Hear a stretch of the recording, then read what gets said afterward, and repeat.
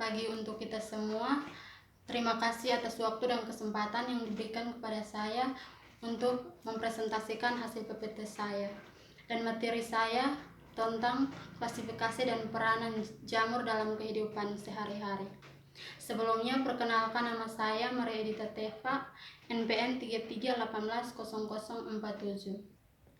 Langsung saja pada materinya. Yang pertama, pengertian mikologi. Mikologi merupakan ilmu yang mempelajari tentang jamur. Kajian dalam mikologi antara lain meliputi klasifikasi jamur dan peranan jamur dalam kehidupan manusia.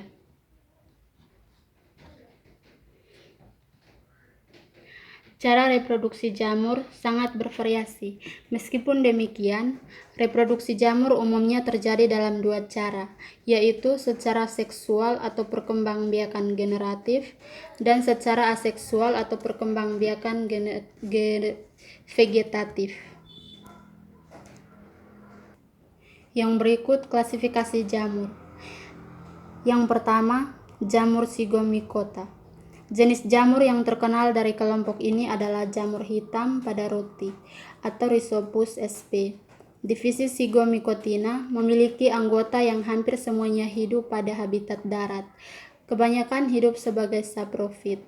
Tubuhnya bersel banyak, berbentuk benang atau hifa yang tidak bersekat dan tidak menghasilkan spora yang berflagela. Salah satu contoh gambarnya seperti ini. Reproduksi Zygomicotina terjadi secara aseksual dan seksual. Pada reproduksi seksual, jamur ini menghasilkan zygospora. Sedangkan secara aseksualnya dengan perkecambahan germinase atau spora. Zygomicotina memiliki beberapa jenis yang mudah dijumpai dalam kehidupan sehari-hari. Beberapa di antaranya merupakan jamur pada makanan. Jenis-jenis jamur tersebut antara lain yang pertama, Rhizopus stolonifera, yang berikut Rhizopus nigricans, yang berikut Mucor mucedo, yang berikut Philobus sp. Klasifikasi yang kedua yaitu jamur Ascomycotina. Aksus adalah semacam sporangium yang menghasilkan askospora. Beberapa askus biasanya mengelompok dan berkumpul membentuk tubuh buah yang disebut askorkap atau askoma. Askomata bisa berbentuk mangkok, botol, atau seperti balon. Hifa dari Ascomycotina umumnya monokariotik atau uninukleat atau memiliki inti tunggal dan sel-sel yang dipisahkan oleh septa sederhana.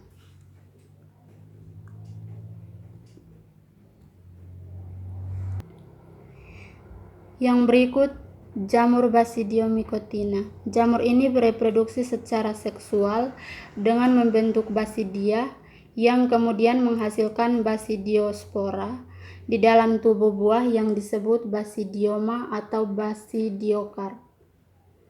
Basidia tersebut bisa berkembang dalam bentuk seperti insang, pori-pori seperti gigi, atau struktur lain. Hifa dari Basidiomycota umumnya dikaryotik atau binukleat dengan dua inti dan terkadang memiliki hubungan yang saling mengapit. Sel-sel tersebut dipisahkan oleh septa yang kompleks. Anggotanya kebanyakan berupa jamur makroskopis. Salah satu contoh gambarnya seperti ini. Siklus hidup Basidiomycota dimulai dari spora basidium atau conidium yang tumbuh menjadi hifa yang bersekat dengan satu inti atau monokariotik.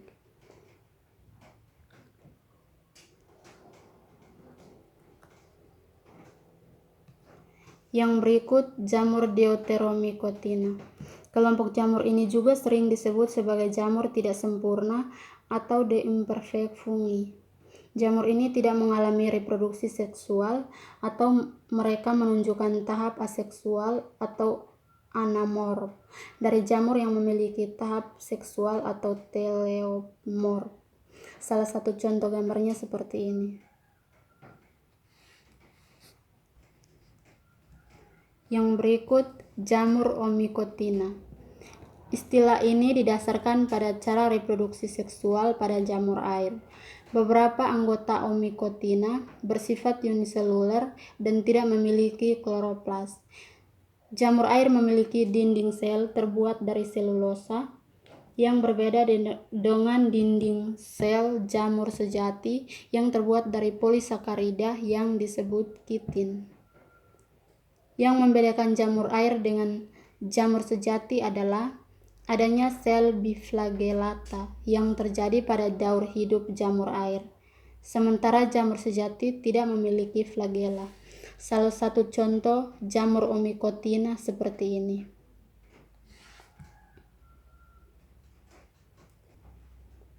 Jamur air dapat bereproduksi secara seksual atau aseksual. Secara aseksual, jamur air menghasilkan sporangium di ujung hifa. Di dalam sporangium tersebut dihasilkan spora yang berflagela yang disebut zoospora.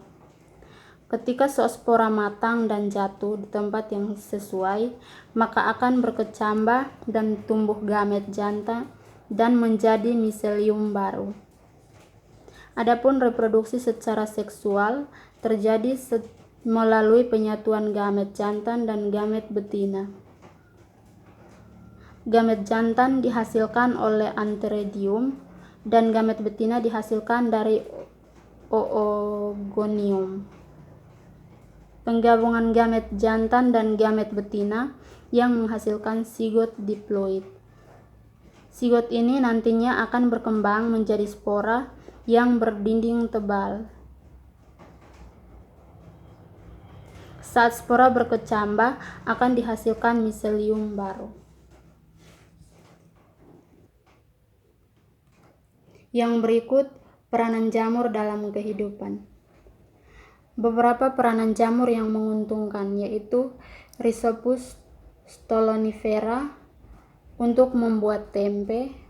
Yang berikut, Rhizopus nigricans itu untuk menghasilkan asam fumarat.